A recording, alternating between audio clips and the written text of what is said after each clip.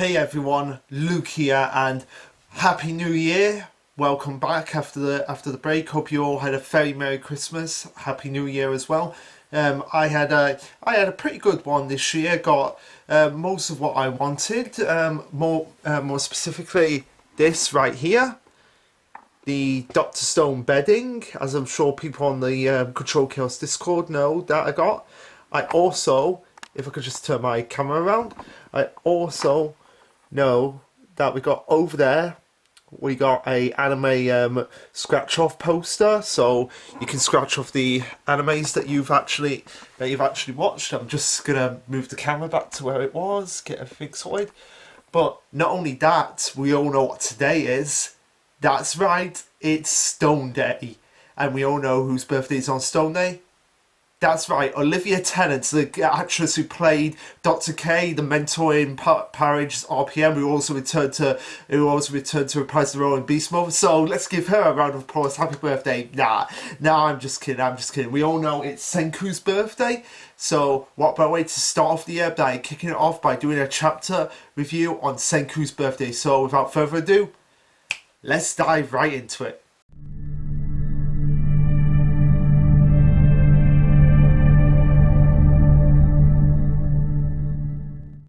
Okay, so this will be chapter 224, titled In Space. Well, I've already made one Power Rangers reference today. I might as well make another one. 5, 4, 3, 2, 1. Rangers, Kingdom of Science, in space, set controls to outer space, now flying higher than ever before. Rangers in space, go Power Rangers, go Power Rangers, go, go, go. Yeah, the Power Rangers in space theme there, and also one of the titles of my reviews was like "Go Go Power Team." So yeah, I've already made a Power Rangers reference in one of my reviews beforehand. But yeah, pretty standard chapter title. Obviously, Senku, Kohaku, and Stanley are in space now, so we're just gonna dive right into it. So the chapter picks up primarily from chapters at the beginning of the series, which is nice callback from these chapters. Shows how far we've actually come in the series. So we have right from the beginning of chapter 1, then we have one of the chapters when Senku was actually chasing the deer. Then the other one where it was actually where they were actually getting the level 1 pumping action to get the iron in the Kingdom of Science arc, and then in the new Stone World arc when they were actually making the Power Rangers. So it's nice to see the level of detail of how far they've actually come in the series. Oh yeah, I don't know. Yeah, I don't know why that was happening, but yeah. Going back a bit further in time, because that's a bit before. Going back a bit further in time, we see the tile page where it shows the rocket actually being shot up into space, and the missile, whatever they're called, that break off of a rocket that gets launched into space. So we go through like the stages of history. So we go to prehistoric times with mammoths, then we go to cavemen, then we go to the modern, then we go to the ancient Rome time, then we go to the modern civilization, then we see Baba Senku with Baba Taiju, who are just working on experiments before we see the actual event of the petrification in a flashback from the ISS point of view. Then we get the then we get the chapter images that came before we cut over to another flashback of Senku, who's encased in stone, as before we get flashes of him and Sean who are actually working together, and then we get Byakuya's flashback, which I'm assuming, correct me if I'm wrong, but this might actually be from Treasure Island, like the flashback that was in Treasure Island, where humanity's going to make a comeback. You'll see, until the day we eat ramen in space again. You can count on it, and this is where we get a pretty stunning visual, like probably one of Boichi's best visuals that he's done right here, where we just see the capsule that Senku, Korka, and Stanley are in, just in the vacuum of space, like just that beautiful image. You know what? That's gonna be the thumbnail for the chapter. I don't care what people. That is going to be the thumbnail. That's just beautiful image right there. Yeah, which actually makes me sad to think that I'm not going to see Dr. Stone if it doesn't make it out of this year, we're not going to see this beautiful artwork from Boichi on Dot Stone again. I mean, he'll obviously make a new series, there's no doubt about that, but just this artwork of going into the detail in Dot Stone, we just got to enjoy the ride while it lasts. We get Senku looking out into the vacuum of space as he's been awoken from his petrified state. And we see that the capsule is actually in between the Earth and the Moon right at this moment in time. As we get the capsule all alone in space. Okay, you're not exactly alone. You've got Stanley and Kohaku right there with you. But yeah, that phrase right there. I know I keep saying something bad's going to happen, but yeah, something bad might actually happen coming up. But you never know.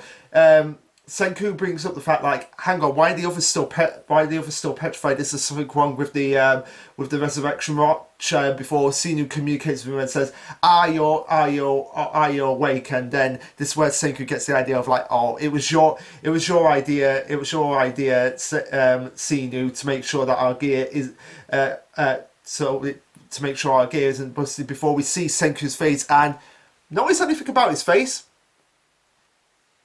Yeah, his petrification marks have gone. Now, me and Apologize, we were talking about this earlier. We haven't done the stream. The stream is coming on this Sunday. My birthday's on Friday, so that'll be the 7th. Sunday the 9th, that will be the stream. He mentioned that it might be the case because it says here, Sinu said that liquid doesn't flow normally in zero gravity, so I considered that there may be a glitch with the revival fluid. As a precaution, I scheduled your revival a bit earlier, Senku. So maybe he was his idea was that because they had reset the Medusa, like he had a new battery in it, and they like reset it. That culminated in the Medusa itself being like, okay, I need to reboot Senku to before the first petrification, like the first worldwide petrification happened. Hence why his scars have gone. But yeah, Senku's scars are gone. So let me just get it.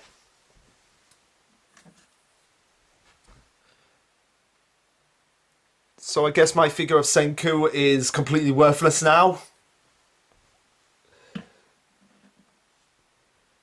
No, I'm just kidding when I say that. But yeah, that's probably the reason why his scars are gone. Maybe we might have more of an idea when we actually talk about it on stream. But yeah, Senku says, yeah, you could have mentioned this, man, that was what you were going to do. Before Gen gets the idea of like, oh no, this is probably what Sinu actually planning. Didn't tell Senku about this because they knew that Sinu and Byakuya were once friends, and now he's giving dear Senku a moment in space to himself, a moment to weep freely, because he's probably thinking back on because Senku's probably thinking back on his father and thinking like, Byakuya, I made it to space, but he can't actually be there to bask in that glory with his son. Like, if you remember, Byakuya made that incredible speech to Senku, like, I'm going to bring back souvenirs from space to you, and now Senku can't even return the favour to his father, which makes it a little bit more emotional. But they're actually giving this moment to like take it in the fact that he's in the position that his father was all those years ago. Now, the one criticism I will say about the shot is that I really wish that in the capsule when it says he's given dear Senku a moment in space to himself, I really wish Byakuya's like visage was actually there in the capsule with him. So that's a little bit of a minor nitpick on my front, but it doesn't ruin the chapter for me. So we have Stanley being awoken as Senku says, not even a little shock that I'm up before you. You knew, didn't you, Stanley? You and Sinu cooked up this plot. Creeps me out having you old dudes doting on me. Okay, Sinu, are you trying to imply that Senku is basically your adopted son in the same way Byakuya was now? I love the fact that Senku calls them old dudes, even though, as well, they're pretty much the same age at this point, around the same age, because Senku's in his 20s now, so yeah, pretty much the same age at this point. Maybe Senior and Stanley are in their 30s, but still, old dude. Senku, how childish are you? They're only probably about 10 years older than you at this point. At this point, but are you seriously trying to imply that they're just like an old married couple and you're their adopted son? Is that what you're trying to imply? I mean, hey, got no problem with that. If Sinu and Stanley want to adopt Senku, go right ahead. Adopt. It's the Stone World. You can do whatever you want at this point. But yeah, Stanley goes, doting, you've gone to soften the head, Senku. I'm just a soldier following orders. And Senku's like, sure, let's leave it at that. But Senku knows that, yeah, these two, they do actually care about him at this point. And obviously Stanley's petrification marks have gone as well, like gone completely from the half mark that he had on his face, and now that's completely healed up itself. Senior goes on to explain to Chrome that in the 21st century, they once made plans for a spaceship with no windows, but word has it the pilots protested being able to view space with naked eye was considered vital to the mental health of the crew. Yeah, that makes sense because you're going into space. You kind of want to see that view for yourself, and if you didn't have any windows to actually see that view, that would be like a waste of a journey. Like, I'm sure everybody, myself included, that if they had a chance to go into space, they would at least want a window to like, wow, we get to see the Earth from the perspective of how we see the moon, and yeah, it's just as incredible as we imagined. Like, that's, I think, a guarantee, and I'm surprised they were actually considered like, yeah, let's not have any windows. But one thing Party Johns did bring up on Discord is that Stanley says we're good on oxygen since the labour involved in the docking procedure is still an unknown factor.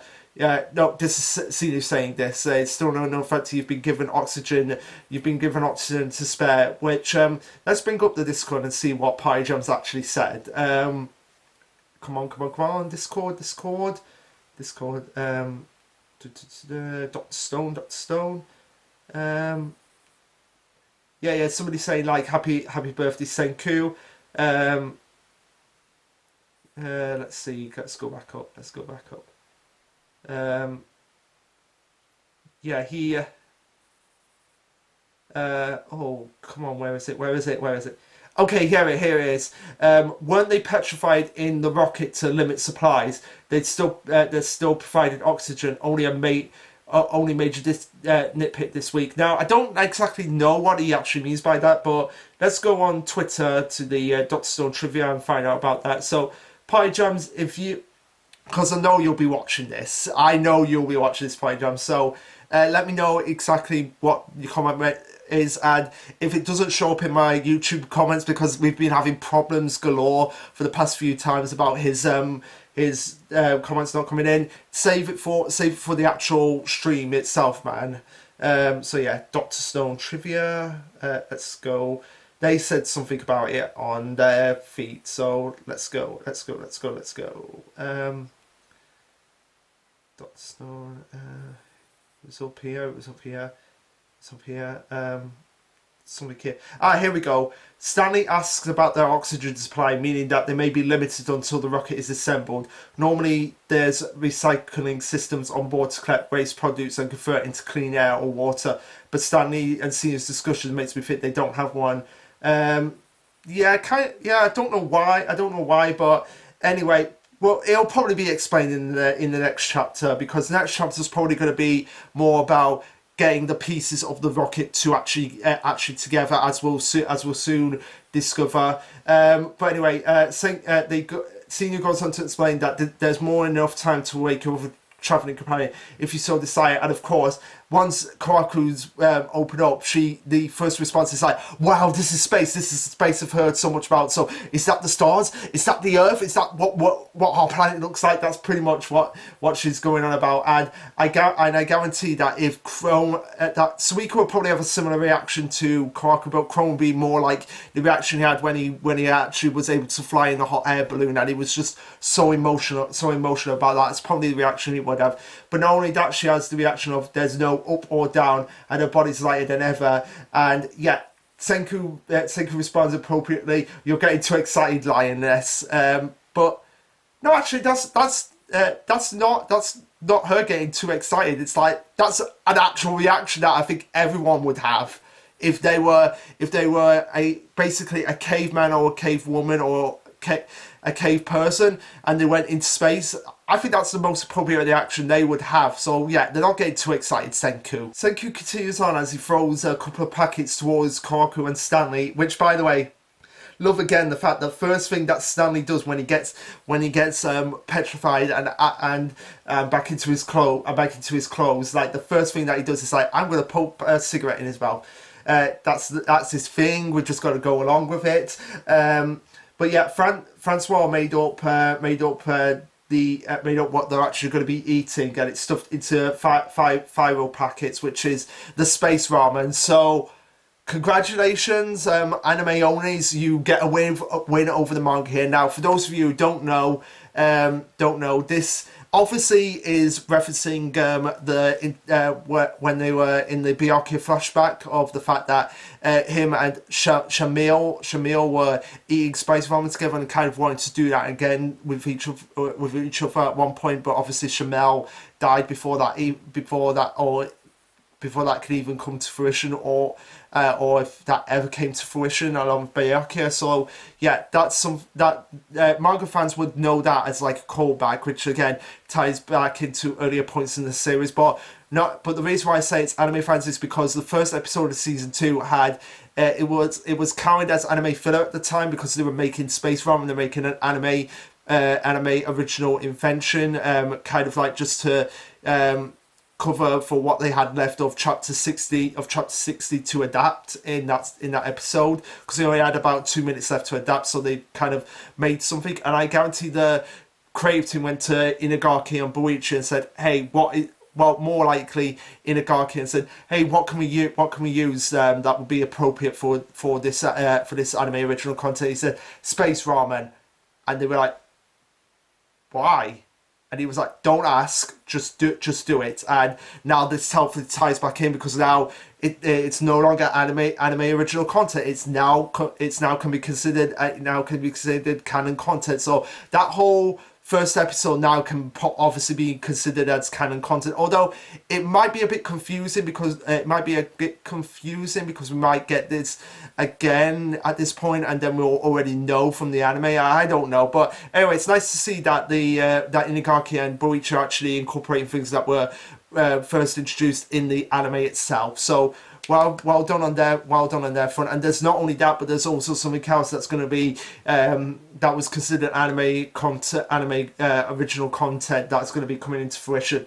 Kohaku is just so excited about the space ramen and how it's so yummy, and Senku explains that same flavors they savoured on the International Space Station in the 21st century, and this is where Kohaku gets a thought in her head. It's like, a few 1,000 years ago, your father ate like this, the same meal, the same one in outer space, before we get Senku looking a little bit down and emotional. It's like he's probably thinking like, yeah, like I guarantee that Senku probably his ultimate dream that he never actually told Byakuya was like, I want to go into space with you.